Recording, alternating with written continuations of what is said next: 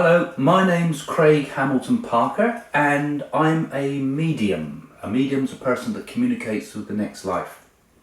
And I've encountered lots of interesting things in my life regarding spirits and so forth. And I also write a column for some of the magazines about ghost pictures, and have been collecting ghost pictures, or alleged ghost pictures, on my website for quite a long time. Some of these have now been published in a book which I call Phantoms on Film. There you go, there's a plug, Phantoms on Film. But I'm going to show you and talk about some of these ghost pictures that we've encountered, and decide if some of them are real or not, because there's some strange imagery there that could very easily be taken as a ghost, but are they? And I'd like you to have a think about this at the same time, because I'm not really given a full answer, because how can we? Okay, let's have a look at some of these pictures. Now I'm going to put some of them up on the screen as we talk. Now this first one I found quite intriguing. It's supposedly a picture of an angel. The sender says, "I took this photograph with my mobile phone to show my friend when I'd been sleeping for a few days while waiting for an important phone call to come through. It wasn't until a couple of days later that I saw the photo and my friend pointed out that there was a figure in the room. We realised that the sunlight is a factor in this photo, but the curtains are drawn and with only a small gap to let the light in." Okay, let's have another close look. Take a look at that photograph again. And this is how I replied. "You were clearly worried about something to have slept next to the phone for so long. It would be nice to think that this is your guardian angel looking over you to reassure you that all will be okay. But to be honest, I think it's a trick of the light. But nonetheless, I do feel it's an auspicious omen. Perhaps when the phone does finally ring, it will bring a message of good fortune." So what do you think of that? That is quite an interesting picture, because it does look very much, doesn't it, like a figure stepping into the room.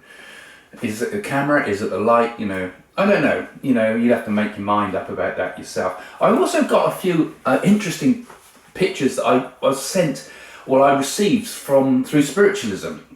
And these were some of the very early plates. There was a whole set of plates we discovered, or my friend's friend discovered, and allowed me to publish the pictures.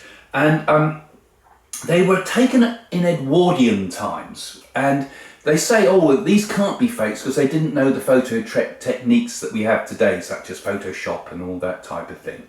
But these pictures were taken on glass plates. They used to actually take, you know, when they put the stuff over your head, the cloak thing over your head to take the photograph, and they put a glass plate in. So there's only the one, and they can't easily be tampered with, allegedly. But take a look at this next photograph. This one's allegedly of a spirit guide. And spiritualist mediums believe that they have spirit guides and helpers that aid their work from the other side.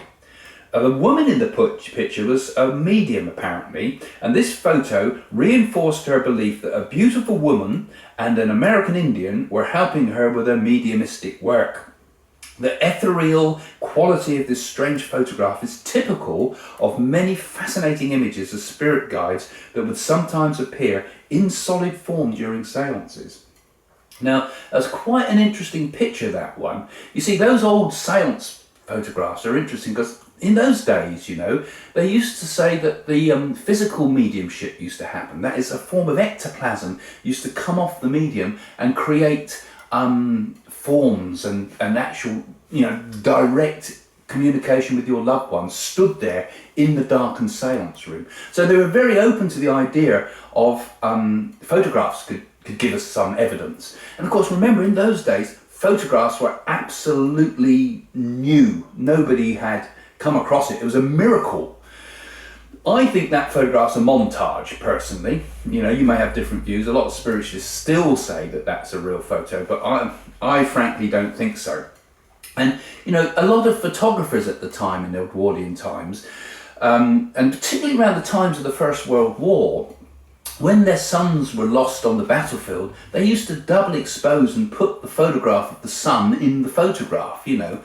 And these were often done not necessarily to trick people, but were done to sort of impress people and say, look, your son's still with you. So they would put the son in the photograph. And of course, some had never seen Photo-Montague before would think these are incredible pictures. So I've looked at a lot of these other ones of these in the book. There's a few in there by Arthur Conan Doyle as well.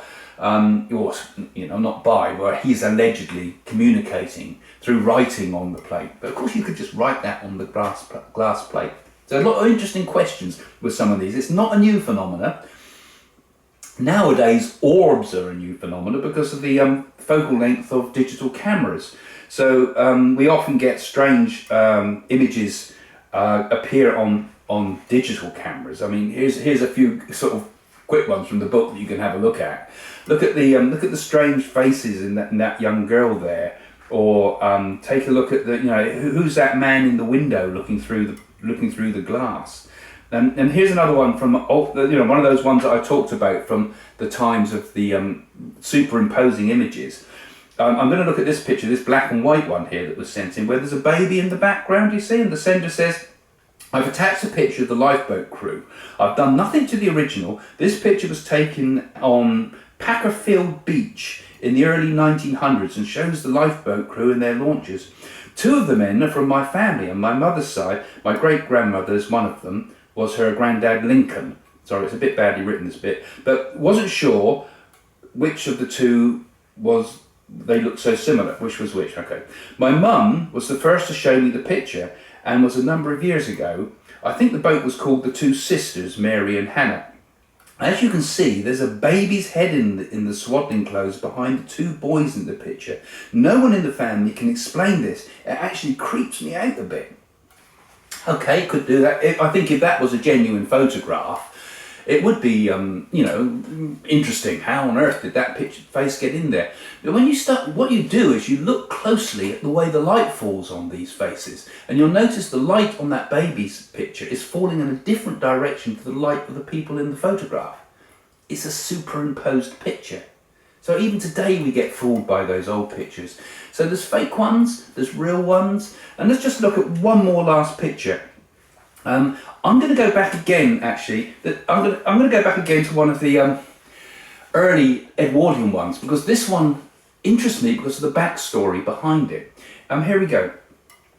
This picture was taken in Brazil and as was the norm at the time, required a long exposure time.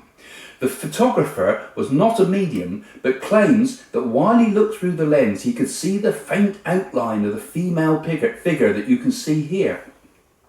Everyone, including the photographer, was shocked to see the resulting prints.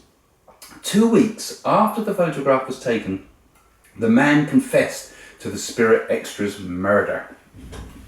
So there you go. Powerful things. It looks like someone might have been hung or something there because of one of these ghost pictures. You can see lots of images flashing up on the screen in a moment, but there's a few extracts there from the book. But if you're enjoying this, you can go and get the book. It's available on Amazon, it's available on my website, and also on my website you can send me your pictures if you want to enter them for one of my news columns, and we have forums where people post their ghost pictures and we can discuss them and do an analysis of them to look at the pixels and things like that to see if they're being photoshopped or they're real. So I hope you enjoy that, I hope you enjoy the book, and keep ghost hunting.